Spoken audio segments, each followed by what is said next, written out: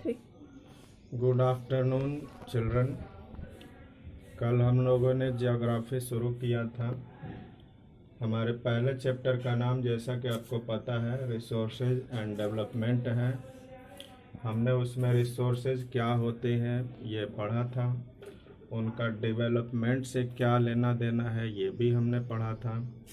आज हम लोग पढ़ेंगे क्लासिफिकेशन ऑफ रिसोर्सेज। ये 4 बेसिस हैं जिन पर रिसोर्सेज को क्लासिफाई किया गया है। ये आपका पहला है on the basis of origin, second है on the basis of exhaustibility, और थर्ड है on the basis of ownership, और फोर्थ है on the basis of status of development. तो आज हम लोग ये ए, बी और सी को पढ़ेंगे और मैं इसको एक्सप्लेन करने की कोशिश करूँगा। तो first of all, on the basis of origin. Origin मतलब रिसोर्सेज की उत्पत्ति किधर से हुई। तो इसके 2 क्राइटेरिया हैं, बायोटिक और एबायोटिक। बायोटिक जो है इसके 2 हो गए, आपके प्लांट्स और एनिमल्स। ये 2 हो गए बायोटिक रिसोर्सेज। और एबायोटिक जो बाकी जो नेचुरल रिसोर्सेज हैं, जैसे पेट्रोलियम या फिर जो और दूसरे मिनरल्स है जैसे आयरन, जिंक, एल्यूमिनियम, ये सारे एबायोटिक में आ गए। अब दूसरा क्राइटेरिया है एग्जॉस्टिबिलिटी, मतलब वो रिसोर्सेज जो धीरे धीरे ख़त्म हो जाएंगे या नहीं ख़त्म हो गए, क्योंकि एग्जॉस्ट का मतलब हो जाता है ख़त्म हो जाना। तो जो रिसोर्सेज ख़त्म नहीं होंगे, जिन रिसोर्सेज को हम लोग दोबारा इसी जीवन में प्राप्त कर लेंगे, वो हो गए renewable resource. For example water हुआ, फॉरेस्ट हुआ, सोलर एनर्जी हो गई, विंड एनर्जी हो गई, ये रिन्यूएबल रिसोर्स में आता है। अब जैसे मान लो फॉरेस्ट, ये आप सोच सकते हैं कि फॉरेस्ट तो काटेंगे तो ख़त्म हो जाएगा, बात सही है। लेकिन फॉरेस्ट जो है, एक बार हमने काटा और उसके जगह पे प्लांट लगा दिए, तो अगले 10 ईयर्स में हम फिर उनको दोबारा प्राप्त कर लेंगे। तो जो रिसोर्सेज हम अपने इसी जीवन में प्राप्त कर लेंगे वो रिन्यूएबल रिसोर्स हो गया। दूसरा हो गया non renewable. Non renewable resources वो है जो एक बार ख़त्म हो जाए तो हम उसे दोबारा गेन नहीं कर सकते, जैसे कोल, पेट्रोलियम, नेचुरल गैस। ये एक बार डिप्लीट हो गया, एक बार हमने उसको कंज्यूम कर लिया तो एग्जॉस्ट हो जाएगा, वो ख़त्म हो जाएगा, वो हमें दोबारा इस लाइफ में मिलेगा नहीं। तीसरी जो आपकी बेसिस है वो है ओनरशिप, यानी आपके, ये ऑनर का मतलब होता है मालिक। उस रिसोर्स का मालिक कौन है। जैसे इंडिविजुअल रिसोर्स, आपके पास आपका पेन है तो उस पर आपका अधिकार है, तो वो आपका इंडिविजुअल रिसोर्स हो गया। या किसी भी व्यक्ति का घर है, कुछ भी है, तो वो इंडिविजुअल रिसोर्स है। कम्युनिटी रिसोर्स में आता है गार्डन, पार्क, स्कूल, ऐसी चीजें जो आसपास के लोग यूज करते हैं, वो कम्युनिटी रिसोर्स हो गया।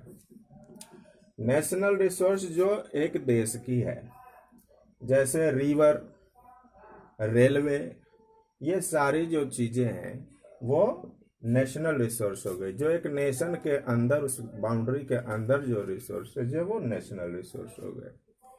और इंटरनेशनल रिसोर्स, यानी कोई भी देश है तो उस देश के समुद्र तट से लेकर और उसमें 200 किलोमीटर आगे जाए तो उसके आगे का जो ओशन है वो ओशन इंटरनेशनल रिसोर्स में आता है।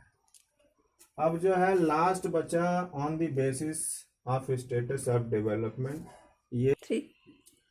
हाँ, तो बच्चों आपका फिर से स्वागत है। हाँ, तो जो चौथा क्लासिफिकेशन था रिसोर्सेज का, वो है on the basis of status of development. अब इसमें फिर से 4 कैटेगरी है, potential resources, developed resources, stock and reserves. एक बात और है कि जो कुछ भी एक्सप्लेनेशन मैं कर रहा हूँ इसका अपने बुक में से मैं फोटो खींच करके भी आपको भेजूंगा, तो आप उसका नोट भी बना सकते हो। तो अब हम पोटेंशियल रिसोर्सेज की बात करेंगे। ये वो रिसोर्सेज हैं जो अभी हैं लेकिन हम उनका अभी यूज कर नहीं रहे हैं, और अभी उसको हम इन फ्यूचर यूज करेंगे। जैसे कि राजस्थान में विंड एनर्जी का या सोलर एनर्जी का बहुत बड़ा हम लोग उत्पादन कर सकते हैं, लेकिन अभी कर नहीं रहे हैं। वो हम लोगों ने फ्यूचर में करना है। डेवलप्ड रिसोर्सेज वे हैं जिनका सर्वे हो चुका है और फिलहाल हम उनका यूज कर रहे हैं, जैसे कोल, पेट्रोलियम, नेचुरल गैस। इनका सर्वे हो चुका है कि ये कहाँ पर है, कितनी मात्रा में है, और इनका यूज भी हम कर रहे हैं। तीसरा है स्टॉक। स्टॉक वे रिसोर्सेज हैं जिनको भविष्य में रिसोर्स बनने का चांस है। जैसे कि हमको पता है कि जो ये वाटर है ये हाइड्रोजन और ऑक्सीजन से मिल करके बना हुआ है, जिसमें जो हाइड्रोजन है वो फ्यूल का काम कर सकता है। इस पर बहुत सारी रिसर्चेज भी चल रही हैं, और हो सकता है इन फ्यूचर ऐसी टेक्नोलॉजी डेवलप हो जाए कि हाइड्रोजन को हम लोग फ्यूल के रूप में यूज़ कर सकें। तो ऐसे रिसोर्सेज जो है आपको स्टॉक में आते हैं। लास्ट है रिजर्व। ये रिसोर्स जो है, रिजर्व है, वो डेवलप्ड रिसोर्स का ही एक हिस्सा है, लेकिन अभी हम इसको भी रखे हुए हैं इन फ्यूचर यूज करने के लिए। जैसे हाइड्रो इलेक्ट्रिसिटी, जो भी हमारे इधर इलेक्ट्रिसिटी प्रोड्यूस होती है वो ज़्यादातर थर्मल इलेक्ट्रिसिटी है, थर्मल पावर है।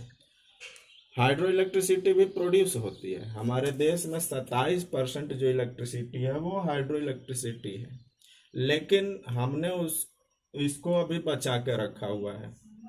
जैसे ये कोयला या नेचुरल गैस ख़त्म हो जाएगा, जब हमारे पास थर्मल पावर स्टेशन कम हो जाएंगे तो हमें इलेक्ट्रिसिटी की तो ज़रूरत रहेगी।